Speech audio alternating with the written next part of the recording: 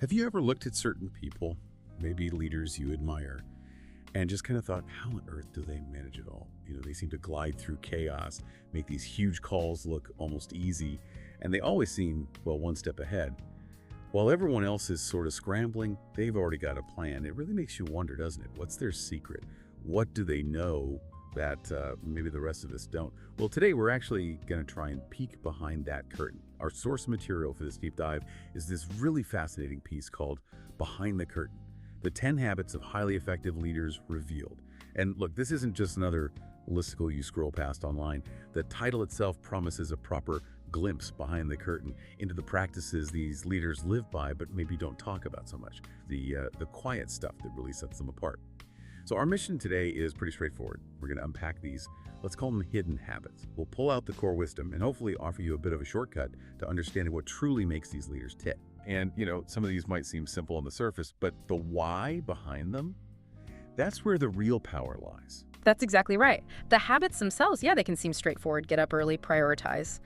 But it's the intention, the deeper understanding of why they work, that's the game changer. It's about building a certain mindset, I think, not just ticking boxes on a routine.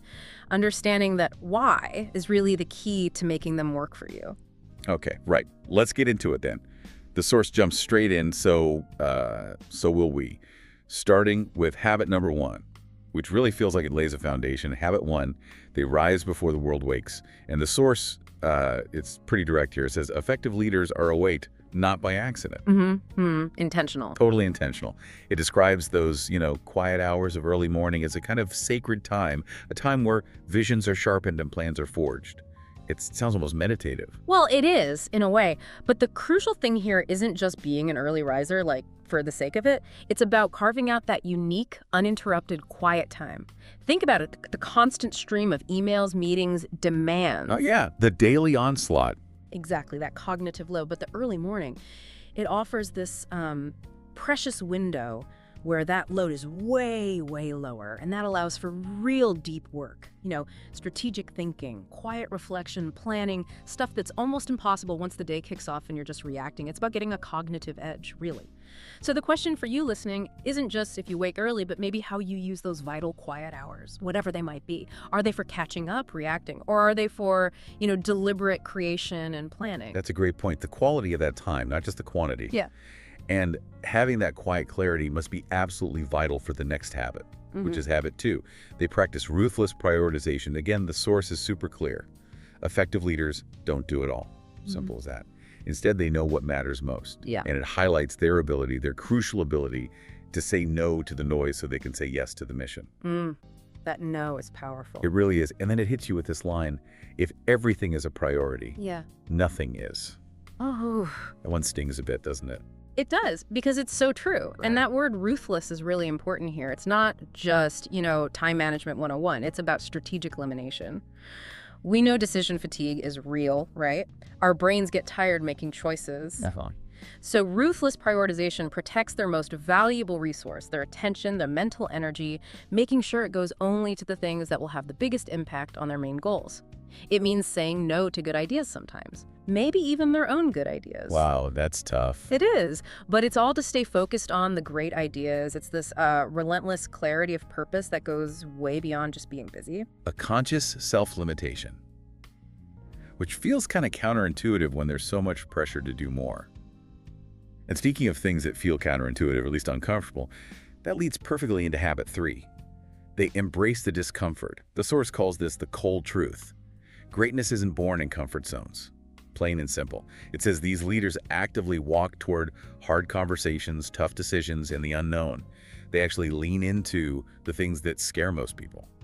Because, and I love this phrase, fear is often the guardrail of growth. Fear is a signpost. A fascinating reframe, isn't it? Our brains are wired for comfort, for the familiar path. It's efficient, but growth. That requires forging new paths, new neural connections, literally stepping outside those comfortable habits. Okay, so it's physiological too. Exactly. Embracing discomfort, whether it's a difficult chat or a risky strategic move, it builds psychological muscle, resilience. That's where the breakthroughs happen, right? Because the old ways aren't working anymore. Leaders who shy away from the stuff might keep things calm in the short term, sure, but they end up stunting growth their own and their organizations. So courage here isn't about not feeling fear. It's about feeling it and leaning in anyway, knowing that's where the real progress is made. Leaning in, I like that. It's active, which connects nicely to habit 4. They listen more than they speak. Now, this one really flips the script on the stereotypical image of a leader, holding court, dominating the conversation. Right, the loudest person in the room. Yeah. But the source says effective leaders do the opposite. They observe, they read the room, they ask the right questions. And this is key. They listen for insight most never hear. It wraps up saying influence, after all, begins with understanding. So it's not just about being polite and letting others talk. Oh, it's much, much deeper than just politeness. Think of it as active, empathetic investigation. Imagine all the hidden information swirling around in any meeting, any conversation. The unspoken worries, the subtle hints of agreement or doubt, the brilliant idea someone's too shy to voice. Yeah, you can often feel that stuff, can't you? You can. And a leader who truly listens isn't just waiting for their turn to jump in. They're actively mining for those insights. It's not just about communication. It's about superior information gathering. And that leads to smarter decisions, stronger bonds with people because they feel heard, and ultimately way more genuine influence than just telling people what to do. The leader becomes a student first, a student of their people, their environment. That makes so much sense. You can't lead effectively if you don't truly understand the landscape. And that deep understanding gained through listening must be what allows them to handle the unpredictable. Which brings us to habit 5. They prepare for the storm always. The source gives us a stark reminder. Calm waters don't last forever. No kidding. Tell me about it. Right. So these leaders, they expect the storm, they anticipate breakdowns, they plan for crises. Yeah. They actually have contingency routes mapped long before disaster strikes. The result, they don't panic, they pivot. This sounds less like specific predictions and more like a constant state of readiness. That's precisely it. It's not about having a magical crystal ball. Nobody can predict everything. It's about building a robust framework for resilience.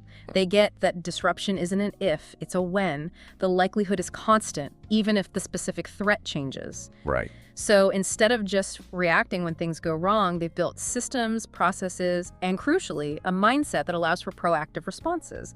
Think scenario planning, building diverse skills in the team, encouraging adaptability. So when the storm does hit, they're not wasting energy on freaking out or pointing fingers.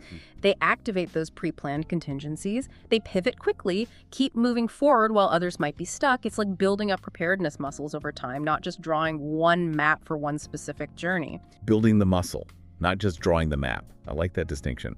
And having those navigation skills, those muscles, seems deeply connected to the people around them, which leads to habit 6. They build tribes, not just teams. The source puts the difference so well. True leaders don't just collect talent, they cultivate trust. It says they nurture cultures of loyalty, courage, and shared purpose. And the outcome is creating a tribe that would follow them into fire. Wow. That's intense. It is intense, but think about the psychology behind that word tribe. It's powerful. A team can just be, a group of people with assigned tasks, maybe motivated by paychecks or deadlines, external stuff. Yeah, functional, but maybe not deeply connected. Exactly. But a tribe, that's built on something deeper. Psychological safety is key here. People feel safe to speak up, take risks, disagree respectfully, be authentic, without fear of being shut down or punished. That builds real loyalty. Collective intelligence. It taps into something far more powerful than just fulfilling job requirements. When people feel that shared purpose, that deep trust, their motivation shifts, right? It becomes, I want to do this, not just I have to. And that kind of collective is incredibly resilient, innovative, and committed, especially when things get tough. It really makes you think, doesn't it? Ask yourself, is your group a team, or does it feel more like a tribe? That is a deep question. Yeah. Definitely worth pondering. Okay, moving on. Habit 7. They excess over growth. The source paints a picture of relentless curiosity. Their bookshelf never collects dust. Their curiosity never sleeps. It says they actively seek mentors, feedback, and self-mastery with relentless hunger. And the reason? They know that yesterday's version of them has no place in tomorrow's battlefield. That sounds like a constant, almost urgent need to evolve. It's not just a nice to have, like taking an occasional course. It's framed as a strategic necessity. I mean, think about how fast the world changes. Technology, markets, challenges. A leader who isn't actively learning and growing is, well, falling behind, period. Standing still is going backwards, basically. Pretty much. So this obsession means deliberately seeking out different viewpoints, being genuinely open to having their own ideas challenged, looking critically at their own performance, always asking, how can I be better? It's recognizing that their greatest asset is their own ability to adapt and learn. Leaders who live this don't just react to change, they often drive it because they're constantly learning and anticipating. It's a fundamental investment in their own relevance and effectiveness. An investment, not an expense. Got it. Yep. And to fuel that constant growth, you need endurance. Which brings us neatly to habit 8. They guard their energy like treasure. The source makes a really critical distinction here. Time can be replenished, energy cannot. That hit me. Yeah, that's a powerful line. It really is. It explains that effective leaders fiercely protect their mental, emotional, and physical stamina. Why? Because their strength must outlast the journey. Like so many of us push and push until we just break. We ignore the energy level. We absolutely do. And this habit goes way beyond just, bubble baths and self-care hashtags. It's strategic stewardship of their core resource. Think about it. Sustained high performance, complex problem solving, inspiring others, showing empathy, all that requires significant mental and emotional energy. You can't fake that when you're running on empty. Exactly. A leader who's drained makes poor decisions, gets easily irritated, can't connect properly with their team. It impacts everything. So protecting their energy through sleep, exercise, nutrition, setting boundaries, whatever works for them, it's unselfish. It's a core responsibility. It ensures they can show up fully, make clear choices under pressure, and be that source of strength for their team consistently over the long haul. It's about endurance. Endurance, not just sprints. Okay, that reframes energy completely. Next up, habit 9. They own every outcome. And the source is incredibly direct here. Excuses, not in their vocabulary. Simple as that. When things go wrong, they take the hit. No finger pointing. But when success comes, they share the spotlight. They don't hog the credit. It stresses. Accountability is their trademark, and it earns them respect that can't be bought.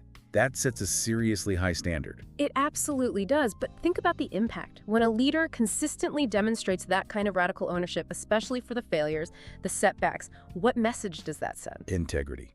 Honesty. Exactly. Integrity, transparency, a commitment to learning, not blaming. It completely changes the dynamic. It dismantles that culture of fear and blame where people hide mistakes. Instead, it fosters a culture where it's safe to admit errors, learn from them, and then crucially take ownership of your own part. This kind of accountability, it's not really about being a martyr. It's about building this unshakable foundation of trust and credibility. That's where true loyalty comes from. That ripple effect of accountability. Yeah, I can see how powerful that would be. Okay, finally, we get to what the source presents as this foundational, almost surprising twist. Habit 10. They lead themselves first. It explains that before they even think about leading other people, they lead themselves. It goes on. Discipline, vision, values, they live it before they preach it. And the final kicker. The hardest person to lead is the one in the mirror. It seems so obvious when you say it, but how often do we actually focus on that? It's the ultimate foundation, isn't it? And maybe the toughest habit of all to master consistently. Because this is where authenticity comes from. If a leader lacks personal discipline, if they aren't truly clear on their own vision and values, or if their actions don't match their words, People see right through it. Instantly, it rings hollow. So self-leadership here means doing that inner work, cultivating clarity, maintaining integrity, constantly checking that alignment between what they believe and what they do.